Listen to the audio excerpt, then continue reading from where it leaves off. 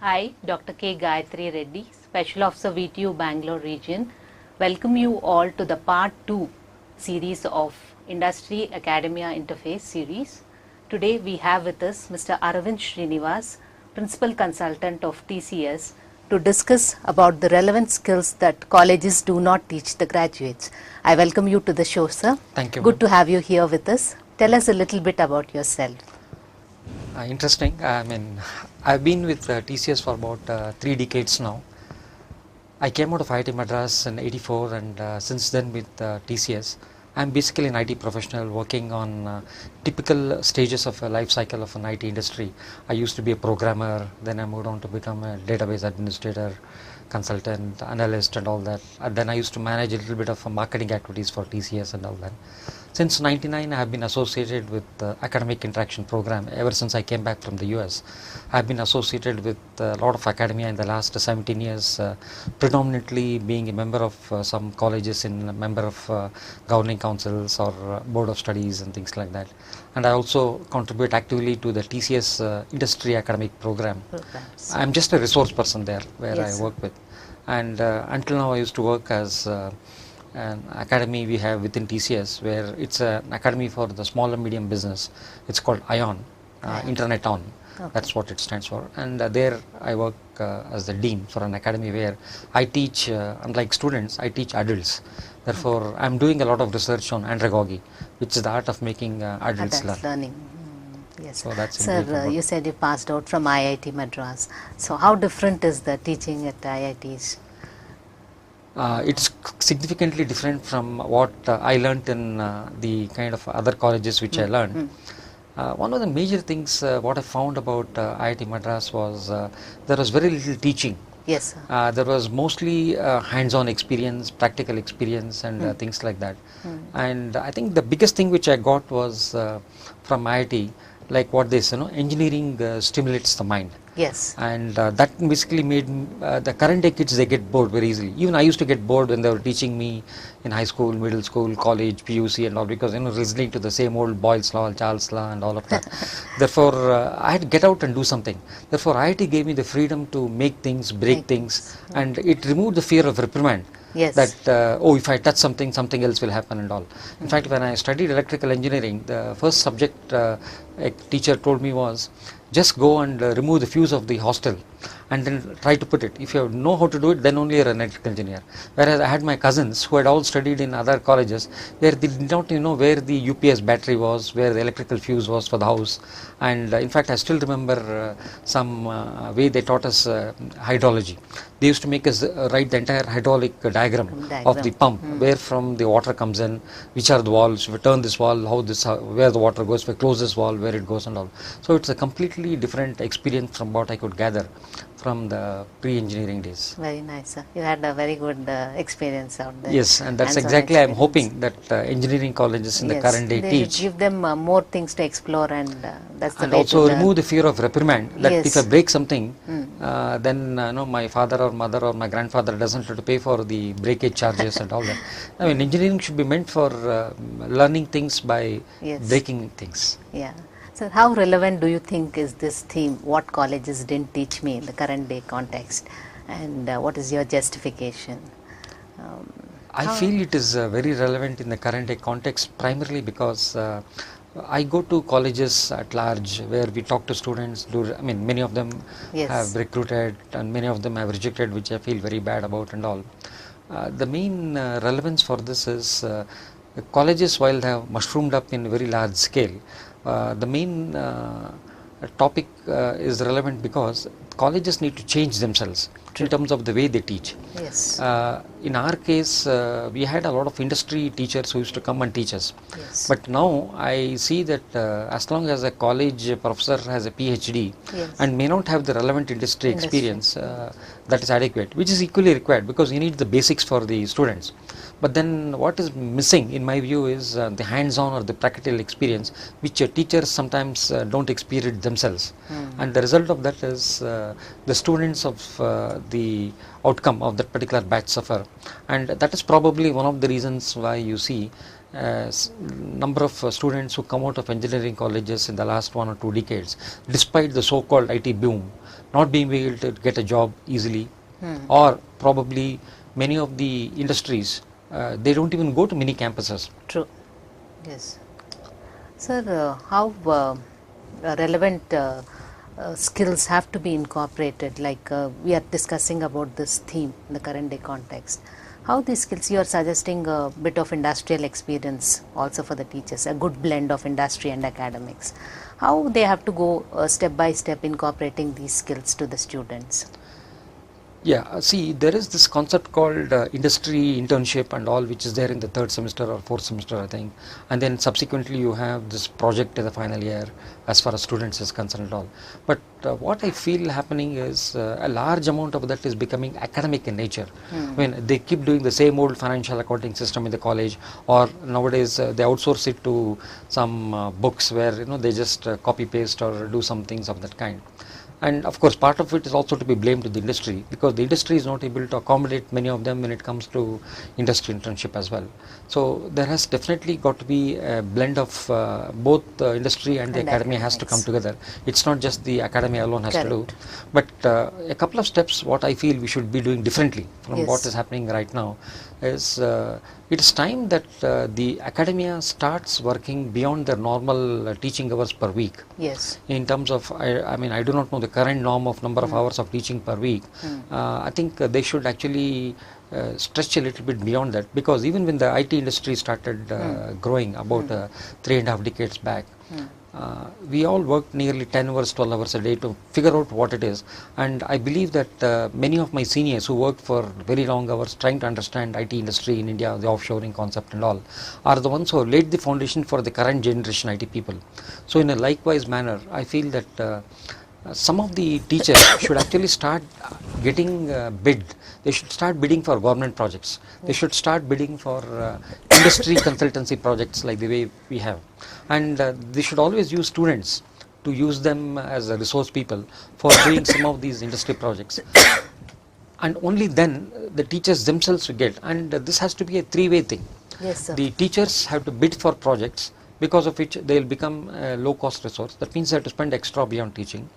The students are available as the resource people who also, a few students they can pick up in as part of the internship, and the industry can actually do the entire program management or the project management, and there can be some small bids which are available in the Karnataka government or the national government or the local government, and they should probably get the feel of what exactly the industry wants. But ideally this is what ideally they should be doing, but what the colleges are exactly doing is they're mostly concentrating on the syllabus completion, and they're not really going about incorporating the prerequisite skills for the students to make them employable or career ready or industry ready. Ideally, what would you suggest, sir? You are suggesting that they both should come together in addition to that. Yeah, what I would probably suggest is I do understand that there are constraints in terms of the syllabus. Correct. Because the industry, I mean, the academics have some basic things to be taught about and all that. But then what I would also like to look at is probably the syllabus should be revised more frequently. That's number one. And number two is the syllabus should focus mostly on some basics and not merely trying to cover up for the sake of covering. And thirdly, what I would also suggest is there is a strong need for the industry to contribute towards teaching some subjects in the manner they believe they can, without being constrained by the rules of the game or whatever, and let all the examination or the continuous improvement evaluation be done by the respective colleges and all that. That's probably one way of looking at it. And the other way of also trying to do is the problem also is the input from colleges. Yes. Because a large number of input which comes from the colleges is of high blend nature. Correct. What I mean by that is there are people from rural background. I am one of those guys who struggled with English initially, and then there are some highly convent educated students who come there, and then there are some economically advanced people. For them studying is just for the sake of getting a degree, and then there are others who badly need a degree, and there are people who don't know much about what they have to do, but they have just come in because they got instructions from their parents or their seniors in the family to do that. Students. So given this heterogeneous mix of students, it's not easy to have a uniform kind of a syllabus for all kinds of years. I mean, I do not know how much it is practical, but if it is possible, there should be a segmented teaching. Okay. So that one segment can be of some particular homogeneous category, and they should be taught about. Because I remember when I went and studied, I had a lot of inferiority complex with my other college students who were from convents, who could speak all this flamboyant English and all that. And I really could not talk to them in English, and they were all wondering what I am. I hope they don't, but I'm sure they would have. But and I had that inability. I did not even know how to shake a hand, or North Indians used to come and hug each other. I said, why are these people hugging like monkeys, kind of thing, So there are a lot of things which I figured out. A lot of inhibitions. And moreover, there are basic 3 things which I figured out, which I'm sure you also know. Knowledge, skill, and attributes. Yes. What I figured out was knowledge is what we teach in engineering colleges. Yes. But when it comes to skills, which is the pragmatism, reasoning, and the ability to turn things into a pragmatic way, that is what is skills. Like for example, we all remember Newton's law of physical to M&A, but then very few people know that under what basis should I push a pull cart or pull a pull cart, which makes it easier to go. Those are some basic things which I need to apply. So that sense of reasoning should be actually be taught in the colleges. That's what I feel. And the other part is attitudes. Attitude is something like some people have good attitude, some people have bad attitude, and attitudes are basically personal traits which sometimes are not easy to go away. And I always remember one classical statement of my teacher who used to say that in IIT, a bad attitude is like a flat tire. Unless you change it, the car won't go or the cycle won't go. Same thing here. And the problem is I do not know what my attitude is. Somebody else has to tell me. Therefore, it's time that we perhaps introduce some behavioral analysis skills as part of the regular college. And we should not make it a mass scale, and we should make the student more comfortable, removing the fear of exams, removing the fear of credits and all that. And I don't think we should only concentrate on engineering. In my view, there are other streams of education as well. Of course, in a populous country like ours, it's very difficult for us to figure out what students should do and all, because most of us come from a large rural background in India. 70-80% I guess of our countrymen come from rural background, and a lot of urbanization is happening.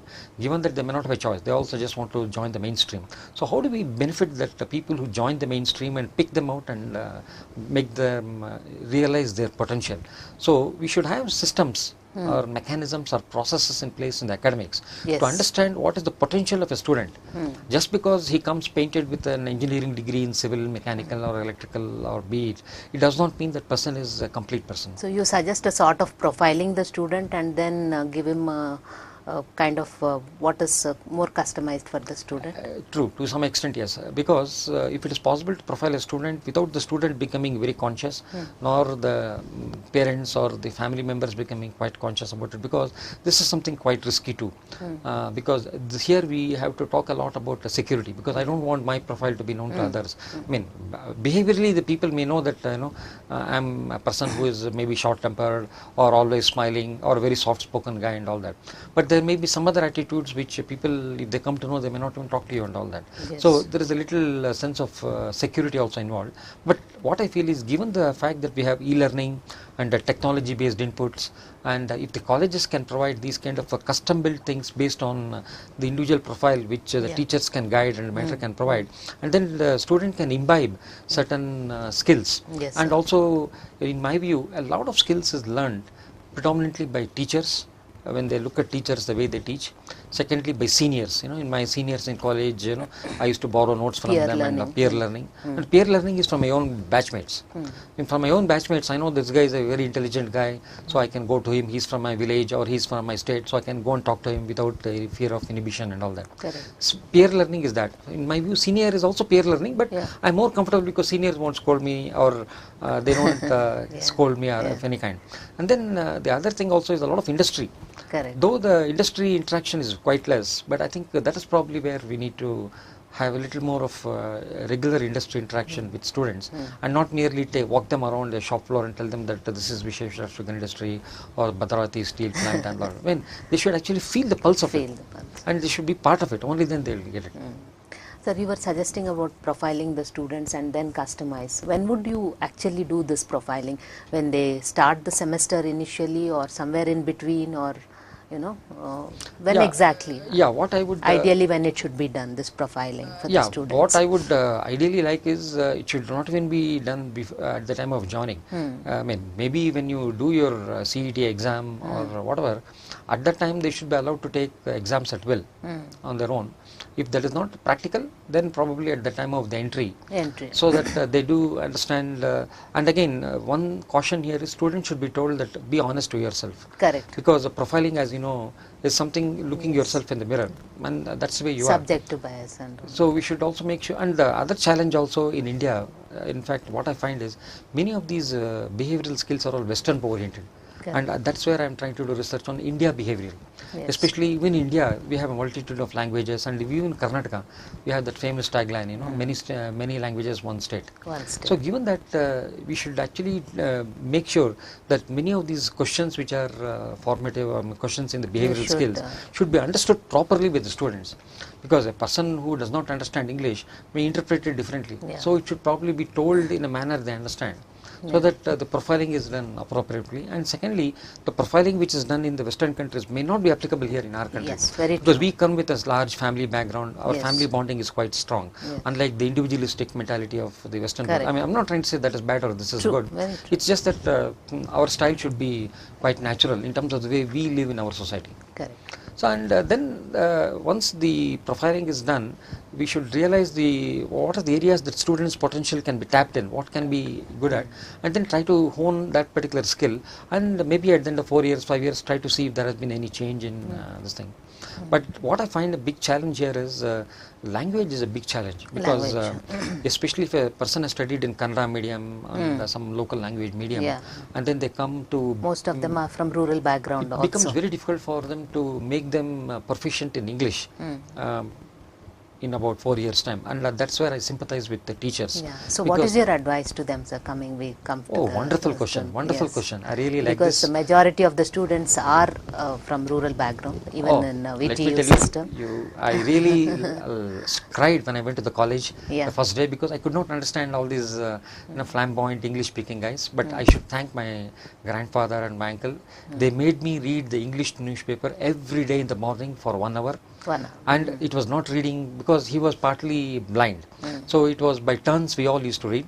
So I strongly believe that there should be a sense of reading newspaper aloud, so that the pronunciation becomes very clear. Because my grandfather used to always beat me in a knuckle, saying that because I could not relate the words. Where a big word comes, psychoanalysis and all, I used to PSO, pisco analysis and all. So he used to teach me, and that was very good for me. Though I was very scared of my uncle and grandfather at that time, looking back on time, I really find that very useful. And secondly, what I also did was, me and my cousins, we all grew up in a joint family. We used to read, we could speak Kannada very well, so we used to read the English newspaper very well. And my senior cousins used to teach me, saying that, no, that's not the way to pronounce, this is the way to pronounce and all. And the third thing which we learned, and I'm sure now it is possible, we used to go and watch movies with subtitles. Now we have YouTube, which has got subtitles. And what we used to do was, we used to talk aloud. And the first 2 years, we must have murdered Shakespeare 100 times by the way we used to speak English. Not that now I don't. Occasionally I do, but I have tried to pick up a lot. So I think we have to allow the conscious feeling which comes in people when they talk to a person who does not know English on both sides. And that is something which I do. And other one also is, we used to listen to the cricket commentary, because we didn't have television during my days. So it was very expensive. We could not afford. So we could only afford only in the year 2000 or so. So we used to listen to the radio commentary, and I still remember favorites of my Rajan Bala and many of them. So you had a lot of fun learning English. Yes, so for learning should be made fun. Then automatically it becomes this thing. The moment you have that fear of reprimand, inhibition and all that, then learning doesn't happen. And it was nice that your parents also encouraged you to read papers and have discussions with your cousins, and I think we also it was a compulsion for me, because they used to get the newspaper, and they knew that all these useless Kannada speaking But you guys made it fun also. True, and I should also thank my teacher. I studied here in 10th standard in National High School. We had a couple of teachers who made us read the newspaper every day for 10 minutes in the class, relevant to the subject. In biology, there is some item in the subject. In physics, some relevant item in the subject which has come in the papers today, and that was available in the library. And not only that, in my first year PUC, second PUC, National College, the class teacher of ours, I still remember her, Dr. Vidya Krishnamurthy, she was an English teacher herself. She used to say, go and read English magazines. And if you don't understand, buy a book. So I always carry a book with me, a small pocket dictionary, because that is something which I learned very helpful. Because we were always told in school to carry a yes, pocket. but we don't do it. Why? Because we probably think that we can manage. Well, even though you can manage, but we should get out of that inhibition. Correct. And I also learned a lot in my college days about how to solve a crossword. And that improved a lot about my vocabulary. Yes. And now I write programs which can create a crossword. Oh, fantastic. So No, it's more because of it's That more is, because when I look back on time and I look at my fellow I think brethren, for our students it's a big message, like a boy from rural background now creating a program to solve crosswords in well, English. it's not complete yet because it's not pakka 100%. No, but A still lot of I bugs think are that's there. a tremendous I'm trying achievement. that. I'm still Yes. trying it out. Yeah. So what is your advice to the current generation? They don't seem to be interested in anything. Nothing gets them fixed or glued on to. They are not, their attention span is very less, and they are not inclined to any form of learning. What exact form of learning, what method of teaching or teaching methodology would you advise for them so that they learn skills which make them more employable and industry ready? Okay. Yeah, because they're not really inclined to anything. Their attention is very less, and they're not serious basically about anything. Yeah, in fact, what you said is very characteristic of the Generation Z, as what we call in the industry right now. And that is indeed a challenge. I don't think there is one solution for this or anything. There are multiple perspectives which are few required. solutions. I can probably maybe give a small bit of my perspective, but I'm sure that there are other perspectives too. You have correctly said that the current day generation have a very short attention span. Yes. So how do you make that short attention span capitalized to focus towards learning? That's how we should do. So that leads to the concept of gamification. So we should try and do learning through gamification. Gamification. And so all things cannot be gamified, but whatever can be gamified. Because I used to remember when we used to write programs for that general knowledge kindergarten. Go and get an apple. To throw that apple, first you have to solve this problem. To solve the problem, I had to count the total number of fruits. The number of fruits were 2 kiwi fruits, 6 orange fruits and all. Unless I write the number total correctly, then only I can go and pick it up. Make some kind of elementary things at the, and gamification should start at the kindergarten level itself, and not at college level. Because then your fundamentals are built. Your basic skills of division, multiplication and all is fixed. Then the concept of algebra and all of that. Arithmetic and all that. That is one. And the second thing what I find from my view is the current generation needs to have that sense of achievement. I mean, merely studying an exam and scoring 60% or 70% probably may not be adequate. They should have the sense of achievement that, look, I did walk the mile. I did maybe fix the fuse in my house, or I did fix the sump in my house by priming the water, by putting some water inside the pump so that the air gap was filled in. Some kind of a sense of achievement. And even though they may not know the principle behind it, later on if you try to tell them that what you did actually today was related to this, that will probably be more appealing to them. And the third part is we should encourage collaborative learning.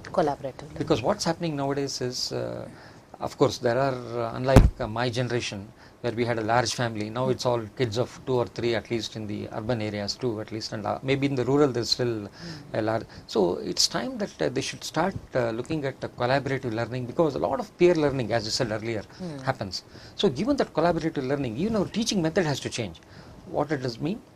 We should start looking at individual assessment, group assessments, and how an individual behaves in a team. That's equally important, because that's what I learned in the industry. Because when I work in a project for 6 months, 1 year, I'm in a set of people. Then I move on to another project, which is again a different set of people. So I have to be a team player at places. And now that I'm quite old enough, I generally manage projects and all that. So how do I know? I never learned managing and all that. I learned it by looking at my boss, who was the first project, second project, and I picked up whatever appealed to me. So maybe some elements of project management within that collaborative work. Yes. Maybe some elements of personal finance for them to, I remember that famous game of trade, which I never played, but now I see my children playing and all that. So something like that, which gives them the feeling of gamification. Okay, gamification need not necessarily be using a digital or electronic media. Correct. It can also be role plays, it can also be these things and all. And this calls for a different kind of a content, and the course content is syllabus being changed completely. And the main thing here is as much as the teacher, as much as the student wants to learn, there has to be a set of passionate teachers. Passionate teachers. Because that is very important. Who have to create a lesson plan, and these are the things like you suggested: role play, a gamification, maybe a group discussion. Yes. These are the things which have to go into teaching this lesson. Maybe if they make a plan for a particular lesson, if they're teaching communication, or if they're teaching something in finance, if they make a plan and go with it with a set of tools, I think. In fact, I still remember when I went to work for one of the companies for which we did a project. They are basically a logistics company. The logistics company is basically they are truck drivers. They basically hire trucks, they take the material from the warehouse and then ship it to some other place.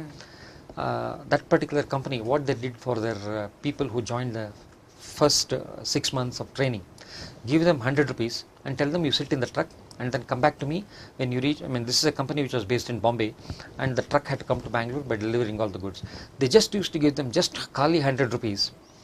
A guy who's from the urban area, travel with the truck driver, manage the language Hindi, Punjabi, whatever that guy speaks, eat in the dhaba, understand what the problems of the truck driver is, understand what are the logistics, and then come to Bangalore and make some 3-4 trips. And then those guys were actually taken as management training. It's a sort of live project. Yes, they are all live projects, and they could understand because when they used to work for this logistics company, they could see what kind of food the drivers eat, what kind of places they sleep in. That is and also what kind important. Yes, that is very important. So the ability to learn life skills is very, very important for a student, and there is no better time than to expose them when any failure which they do does not really impact the business much, and that is possible here. Yes, sir. And of course, in this case, I remember the 6 management trainees where, in fact, that company even now does that. They take about 6 management trainees every year, and what they do is they have a small phone with an alarm button. If they feel that there is something desperate, physical violence is happening to them, they immediately bell that, and immediately within 1 hour wherever they are, they have a GPS tracker, and they are all given a locket, and locket the GPS, they are immediately traced for the safety, because that's equally important. We never know what so many things are happening now in the country. So that's also something which has to be kept in mind while doing this. Very often the intelligentsia in engineering education, we take references from the Western counterparts. How relevant is this? How ideal would be this, like we take something from the Western thing and try to incorporate in the Indian system? Would it work for us? To some extent, yes, it does How well work. does it work? Yeah, there are certain things which I think we should definitely pick up from the Western world. For example, their ways, teaching and learning styles. You know, the famous Maslow's hierarchy, famous teaching styles of Gilbert. Some of them are very good. Like Bloom's taxonomy they have. Yeah, Bloom's taxonomy is very good. So those are things which are definitely applicable as a basic principle. But in terms of the content also, I don't believe there is anything wrong, because obviously they have documented everything. Probably in our system of the ancient past in India, we may not have documented everything, was only through Shravana or hearing. So we probably didn't document. So there is nothing wrong in terms of probably picking a lot of these basic principles from the Western style. But what has to be done is we should actually apply them to the local environment in which we work here. Customize. Like for example, I remember when we used to find out what is the bricks, we were all taken to the KRS dam. We used to walk to the KRS dam. There was no bus because we couldn't afford a bus, and we used to be taken to Ranganthittu to understand the birds. Spent 3 days. It was a holiday for us as far as we are concerned. But then they used to make all of us work together in a group and document what are the kind of birds you see. Then go to the Britannia Encyclopedia, map those birds to the species name, and then they used to evaluate whether it was correct or not. And there was no photographs which we could afford.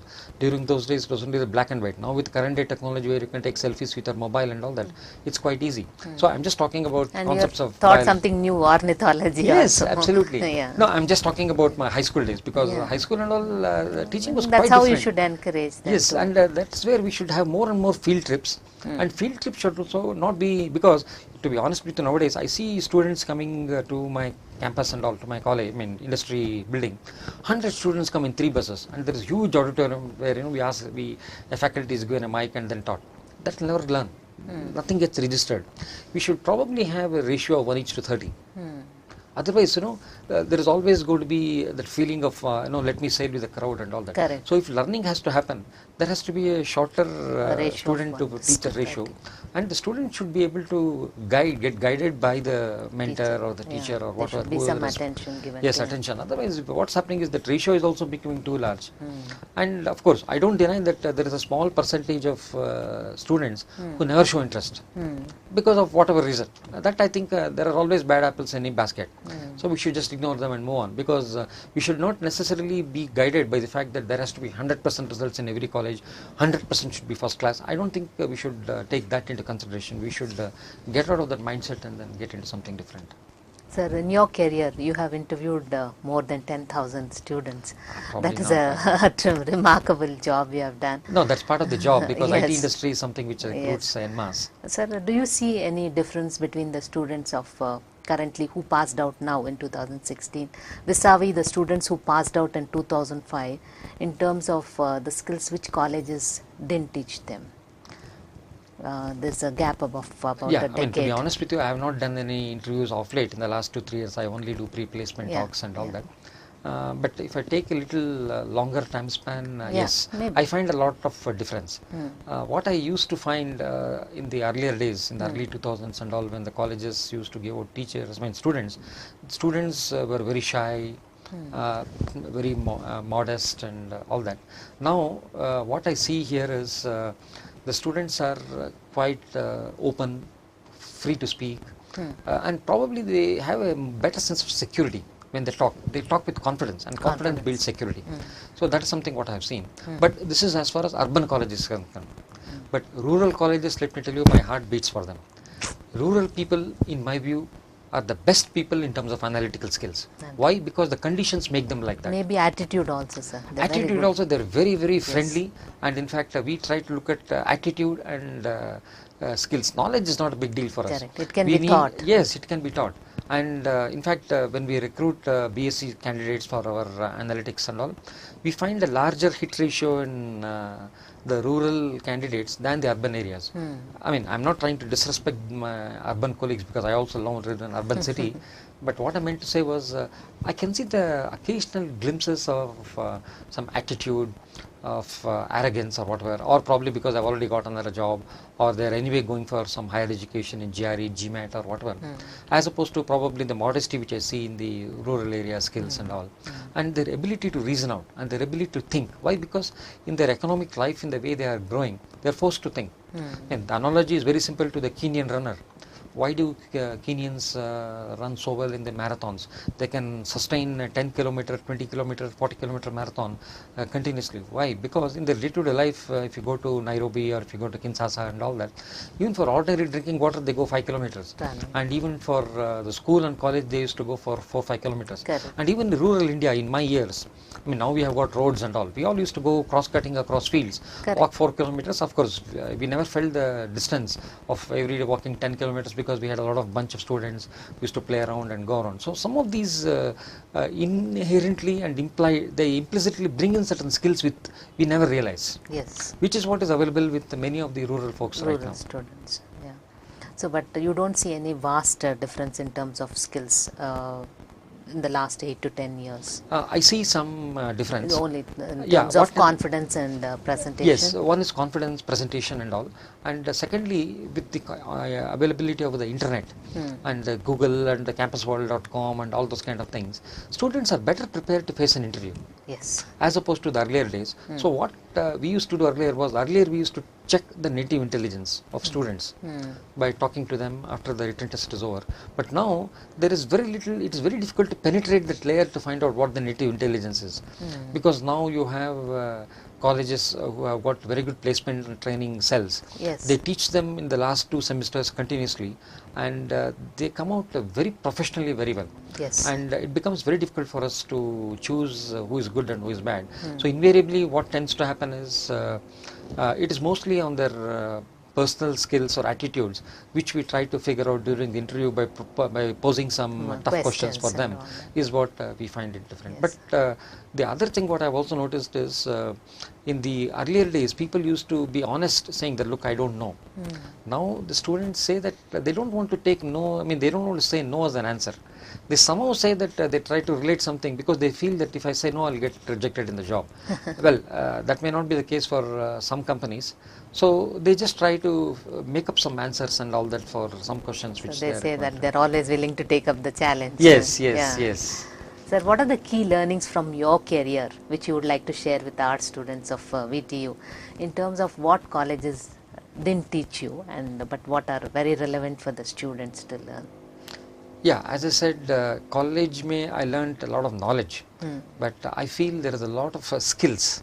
Like in IIT, you said you had learned a lot of hands-on. Yeah, and that is something which is badly missing. So right from the physics laboratory, I mean, if it means, I know it's a lot of expense, but what I feel is unless they learn something hands-on, only then will they be able to understand something of the science behind it or the laws behind it, like Charles' laws, Boyle's law, or the thermodynamics laws and all that are very well taught when you're actually teaching in the class, and when you write the test it's very nice to write an exam, but they should actually go back to the field and they should be told, go and identify 3 applications of thermodynamics in the field right now and come back to me as part of the project work. Correct. And explain that in oral communication to me in the class for the rest of them. Some things like that. That is something which I felt. That way you are like assessing him on multiple perspectives. Yes. Like your communication Absolutely. skills, your application, your analytical abilities. True. All those things. That is something which I find. I mean, since I'm That's in a the field, very good suggestion. Yeah, that is something which I find quite missing. I mean, which I should have learned. Or, for example, now I'm in the field of IT. In the field of IT, IT nowadays. There's no big deal in terms of learning IT, it's quite easy. So go and break the computer, not in terms of physical breaking, deinstall the operating system, deinstall Windows, deinstall Word, and then let them figure out how they should do it. Let them learn on their own and let them learn together as a team. So those concepts are important. When I try to do individually at my home, I can't afford a PC, therefore I can't do it.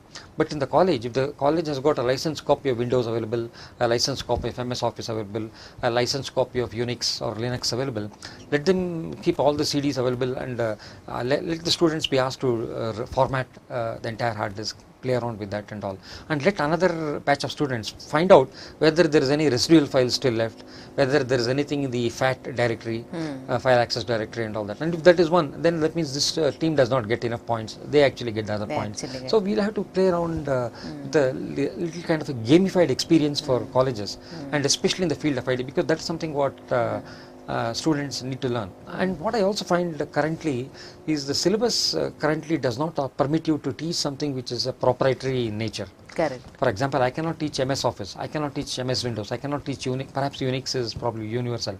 So maybe I think there should be some leeway, because what's happening is, at least in those days, there was no Windows when we learned. We only had Pascal, PL1 and JCL and all that. We learned the hard way, we learned 3 months of all those things. Whereas some of this, writing proprietary language. Now, if some of it can actually be offered as a compulsory, 2 subjects or maybe 10 credits or whatever for the industry, and let industry come and teach whatever they want in the respective things and all that. That is perhaps permitted as part of the syllabus, and then my 3 months of training which I give to students can perhaps be reduced to 2.5 months. Even if it gets reduced by 15 days, that's good enough for me. Yes. So that is something which I would probably look at. And the other one is attitude.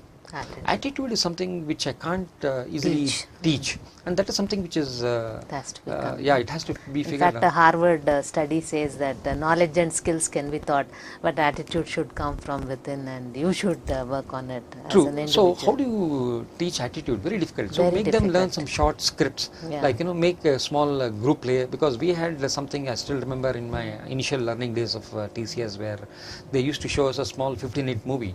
We all think, wow, a great movie and all. But then later on when the questions come, we realize, my God, what was he thinking? What do you think was his behavior and all? Initially we could not understand what it was.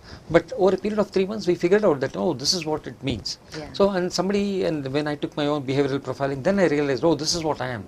And then they gave examples. Oh, Gandhi was of this caliber. I mean, though he never took a behavioral profile, but what was the perceived behavior? Or this was Charlie Chaplin, or this was Subhash Chandra Bose, or this was Jagdish Chandra Bose. These things which we could figure out, and then we start trying to emulate them, partly taking some characteristic of them as a role model and try to look upon them. Very nice suggestions, sir. Profiling, collaborative learning, hands-on experience, developing the right attitude and the right Attitude is very, very perspective, important. and the gamification, learning, making fun, making learning fun. I think all these things should go somewhere into our curriculum also, I think, for students to develop those And skills. I think there is also corresponding teacher learning also, because the Yes. current day teachers It also has to come a lot. because Yeah. one is the I mean, I'm sure the current day teachers are more tolerant than what my teachers were, but I guess even they also need to be Yes, well equipped with everything. equipped, and they should be compulsorily sent out to some industry training or something Yes. like that. For example, a small suggestion what I have is the Very IT true, sir. laboratory. That's a very The wonderful IT suggestion. laboratory in every college, the computer lab and all, should not be managed by some diploma person. It should not be outsourced to a set of people. It should be managed by the faculty as part of the compulsory 1 year training for them. Only then they will understand what is my network, what is my DHCP, what is BHCP, what's my IP conflict and all that. Then they get to know the hands-on, and then they'll apply what they actually are teaching to their own students. And many of the campus software which is developed should actually be developed, because I have suggested this to a couple of North Karnataka colleges. They are doing it very well. So it could perhaps be taught even to students. Take a set of students, teach them how to do that, and make some things happen. And that is what I feel teachers also need to undergo a little bit of reorientation towards that. You have to unlearn and relearn. Yes, yes, And, absolutely. The basic principles of yes, pedagogy. yeah. Sir, can you recollect what the, of course this is quite some time in past, can you recollect what industry expected from you when you joined your first job? When I joined at that time, the only expectation of Mr. Fakir Chand Kohli, FC Kohli, under whom you were recruited, was the expectation was the ability to learn. Willingness to learn. Something, ability to learn, and how quickly can you learn. So they never tested us on skills, and that's what we even now do. Even now when we recruit, we look at the ability of a candidate to learn, and secondly, the attitude. Right attitude. Because when I'm going to be mixed with a set of people from different languages, how do I blend with them? Because generally, some part of the country is considered aggressive, some part of the country is considered submissive, some part of the country is considered not even Indian and all that. So given that connotations of different people, so how do you blend with them and work together as a team to deliver the output of the team? And that is something which was expected out of me, and I do not know how they measured it or whatever, but I guess that is what is... It holds good now also, sir. I just hope so. Sir, 85% of a person's success, they say, is because of human engineering. By human engineering, I mean your personality skills, your communication skills, your negotiation skills, interpersonal skills. And only 15% of your success can be attributed to your technical skills. How true is this statement in your perspective? Oh, very good question. Thanks. I do not know about the percentages, but I can definitely tell you for sure that the human engineering skills, what you talked about, plays a significant role as you grow higher up in the ladder. Correct. But at the entry level, I would probably say that it is lesser. Yes, So the combination between the human engineering and the technical skills is lesser at the entry level of a job. And gradually, as you keep growing in the career, then you see the influence of human engineering becoming more and more. And at the entry level, what I would probably say is, when I say technical skills, I would probably say the ability to correlate things, what is being done in day-to-day life, to what is done. That would probably be of interest to the industry. But it is not necessary that only the technical skills of that kind is required, because I feel little sad that a lot of people nowadays don't get into research. Yes. And in fact, it has dawned upon me now after so many years that I have to get into research. But then I actually had got into the institute and I was about to go, but we had economic challenges in the family, and they said you better get some money for the family and all that. So I still understand the undercurrent of it. But there are some students who are basically interested in intrinsic research. So I think a lot of such talent also has to be tapped, because industry is not the only way out. I mean, you could either be self-employed, where you're trying to gain employment. If you come from an industrialist family, you could probably be an entrepreneur yourself, and then maybe in the course of time give employment to a few more people. In other words, generate employment. That's one option. Second option is do research, and again, research has to have a deep thinking skills. Yes. And the third option is obviously the mass getting into some kind of a job in the industry and things like that. Yes, sir. Sir, what is your advice to the students who are just average and below average? what would you advise them, right now, so that they become industry ready or more employable? Yeah, what I would Like we have probably most of the students are just touching average or they're below average. when you say average, in what sense do you say average? Is it the ability to communicate, or is there general studies academically average? Generally. I would And very few of them are good, both academically and like communication skills and leadership skills. Very few of them are above average or more than the required mark. But most of them, if you observe, they are just touching the borderline or maybe even below. well, Both academically as well as even the human engineering part of it. yeah, the only suggestion I have for them is not to get into a complex. And what happens is, if the dark matter comes into your mind, then you further get into the dark matter. Correct. And it You just get into a derails. negative spiral. Correct. That should not happen. So they should always have the hope and aspiration that I should be able to do. That's number one. The other one is, I have heard this very often, saying that industries don't take people below 60% or whatever percentage. Yes. So if I am very good and all. But of late, there are several industries who actually don't mind looking at the academic, because what happens is, in the current day of teaching for colleges, the industry has to have some criteria, because when 30,000 people write a test for about, say, 200 jobs, there has to be some way, and I don't have the scale to accommodate all the 30,000 people for the written test. Therefore, they try to take some filter. And the filter which was available earlier was like what you rightly said earlier, academics and human engineering, and they used to say, oh, who are not a first class, please go out. We'll only take those people who are in the first class, so that the scales become easier and all. But now what I see is, with the large number of computers available, large computer labs available and all that, so that is slowly decreasing. And the main advice for such kind of people is, don't expect a job in a big industry. You just look out for some job which is a small and medium business enterprise. Correct. Look at even a 2-man company, 3-man company, and try to use all your wherewithal and means to get exposure. And if it means that you will not get paid, don't get worried. Because your objective should be to learn on the job instead. So what I would say is, for such average people, try it out for the first 6 months in terms of understanding what the job is. And I'm sure that there are some shameless industries, companies who are willing to carry a freebie milega, so why not? So that's fine, because your objective should be to learn the job and not merely get a certificate. Certificate has no value, let me tell you, in the industry. More than the certification, your ability to demonstrate what you have learned is of value to somebody else. Yes. So that is something what I would advise to some of them, and I would always advise them, if they are able to find out more about themselves in terms of where they are very good at, because I believe that God has created all human beings equally.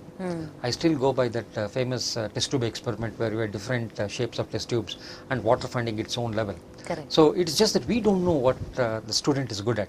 So academically, that student may be average, human engineering wise, that student may be average, but I strongly believe there is something which is a hidden potential which we do not know, and we will have to figure out what is the hidden potential, for which he may have to undergo some external perceptual test or something like that. And if universities can offer that, or colleges can offer that, that will be of great help, so that they realize what they are good at. And we have all seen that movie called The Three Idiots. Correct. Where the guy is a very good photographer, but he's asked to learn engineering and all that. So I'm sure that, but in that case, one of his peers knew that he was interested in photography, amount of money his parents spent towards it. I'm sure that is not a very different story in many cases as well.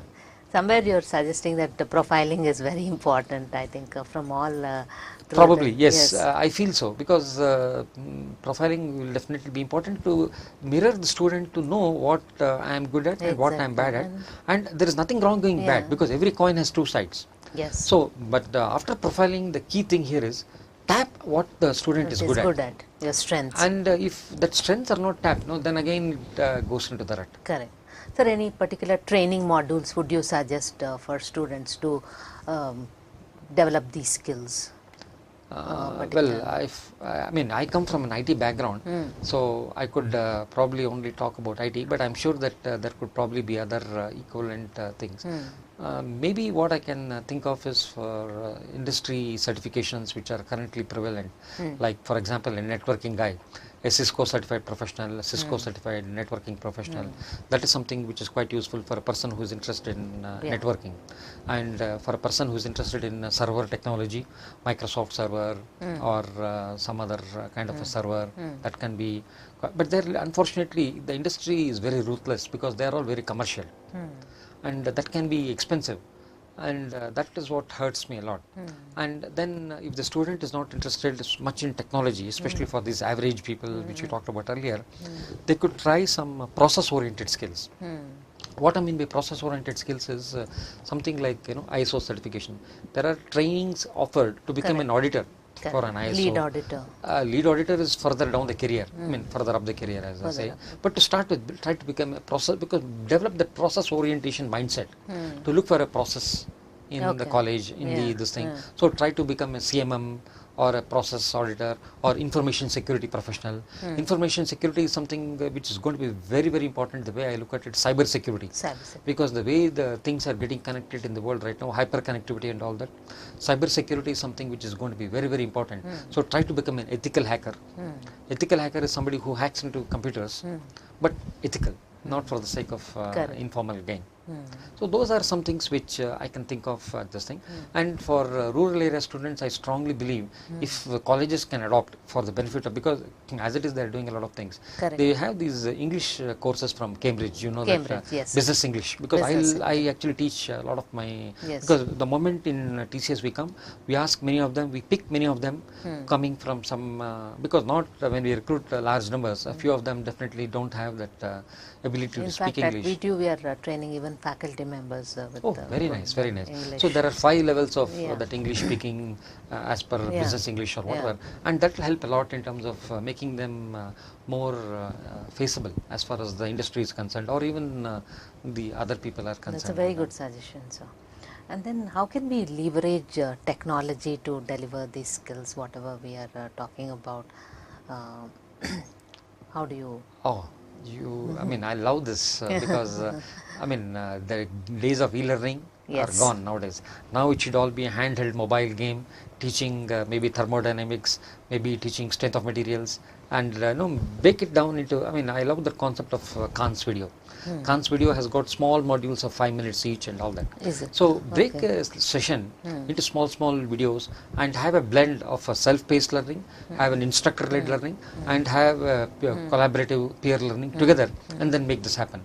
So in the technology can be of significant help when it comes to self-paced learning. And video-based learnings have that advantage because you get to watch them than a case-based learning. I would probably say nano videos. That's what I would say, nano videos, because that would because as you earlier said, attention span is small. Therefore, Khan's video is very good. Not more than 5 minutes is any video. So, and they are all beautifully structured in such a way that they are all broken down into small modules, and at will they can learn. And let me tell you, students don't mind burning the midnight oil. If you tell them that day after tomorrow there's an exam, and you teach them for 1 week before, they will never learn. But to tell them tomorrow there's an exam, on their own interest they will start doing the self-paced learning of technology and all that. And also the other part is for rural area children. I would say that audition is a must. Because I even know I can't understand half the English movies because they all have that swang bang accents and all that. And even within Karnataka, we have the accents of people because of the mother tongue influence which comes in. And also, Dharwad people have a different style of Kannada. They look at a neutral accent, especially IT companies. So accent neutralization perhaps may be something which they can learn through technology, through audio learning. That's a fabulous suggestion. And also perhaps if there is some touch-based learning for motor skills, that will also be a lot of help, because nowadays mobiles are, most of people are having smartphones, tablets and all that. So any motorized learning skills to figure out, like I still remember when we used to have that spot the ball contest for cricket. So something like that can even be taught for mechanical students, where where is the crankshaft of this engine which needs oiling based on what you hear from the noise, because it has not been oiled properly. So identify and spot that place. Those kind of things can be taught. But this will also require a lot of thinking in terms of, I don't know whether the content for that is available in an indigenous content. This is where, coming back to your earlier question of Western philosophy, there are all things available only for the Western world, but we don't have things for... We have to indigenize. So a lot of content has to be created for this. Correct. And then tuned to Indian context. Absolutely. Yes, sir. Absolutely. Sir, which semester would be appropriate for delivering all these things, or they should be done throughout in a phased out manner, or a particular semester you feel? I would definitely say that learning is a continuous process, and even after getting out of college and getting in the industry, you still learn. Yes. And even now I learn from my children. Yes. So I would definitely say that it has to be a continuous process, and as you Yes. said earlier correctly, it has to be in a phased manner. And just like the way you have that famous Gaussian difficulty index, make them get introduced in the first 2 semesters, little more difficulty level in the next one, Correct. a little more, so Correct. that it gradually goes in. And the self-paced technology learning, be it e-learning, be it WBT, be it cloud-based, be it collaborative learning, or in fact colleges actually can create their own Facebook within their own colleges. Correct. Colleges can actually create their own blogs, Twitters within their own colleges, because nowadays smartphones are becoming quite affordable. So they should, in fact, if you create a Twitter or some kind of Facebook for the college, that itself will be a 20-man-year project for a college. Instead of coming to the industry saying that Correct. please give us industry internship and all that. Correct. And that is where they can do all their hands-on also Absolutely, with their that's entire correct. team. True, that is Yes, true. sir. Sir, would you like to share one of the proudest moments which you had in industry, which you really felt good about yourself? Sorry? Proudest moment. Oh, well, one of the proudest moments was, there are 2. One is when I was part of a training course in TCS, I realized that the way they're teaching should be slightly different. So 5 years later, when I had become a slightly older professional, I said, sir, I will go and teach myself. And I went and taught a set of people Unix and all that, for which I was given this watch which is signed by J.R.D. Tata personally, on the dial. Okay. That was something. And 2 years back I was recognized by the chairman, because I do a lot of industry assessments Yes. within the Tata group, just like the way you have NAC and You have NBA. this business excellence. Yeah, motto. exactly. So 2 years back I was recognized by the chairman as one of the best assessors in the Tata company. Therefore, these were Congratulations, some sir. 2 proud moments for Yeah. me. Yes, sir. Sir, any advice to our VTU students, a message to our VTU students? I would say that you're in one of the best kind of universities, which has actually got the great name of Saram Visheshraya, which all of us in Karnataka have to be very proud. No matter which college you come from, but the degree is issued in the name of VTU. Therefore, you should be very proud about coming out of VTU. And as far as the message is concerned, I think you should pursue your passion. Yes, sir. And if you pursue your passion, in spite of taking extra energy, which others will tell you but you don't feel, that's when you will realize your potential. Yes, sir. Thank you so very much, sir. Your inputs will be of immense value to our students. Thank you so very much for joining us. Thank you once again. Thank you, ma'am, and thank you, Dr. Datta and others who organized all of this, and also for all the students for patiently listening to all my blabberings. Thank you.